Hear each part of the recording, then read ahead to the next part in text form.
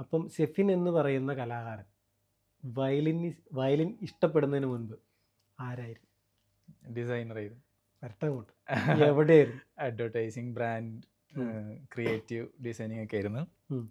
കുറേ നാളായിട്ട് 2007 തൊട്ടിട്ട് കോവിഡ് വരെ സീരിയസ് ആയിട്ട് ഉം. ഡിസൈനറായിരുന്നു. അതിൽ സ്ട്രഗ്ലിങ് പീരീഡിലുള്ള സമയത്ത് ദുബായിലേക്ക് വരാൻ നിൽക്കുന്നൊരു സമയമായിരുന്നു. കോവിഡിന് കുറച്ച് മുമ്പ് എൻ്റെ ഫ്രണ്ടുണ്ട് അരുൺ ചന്തു.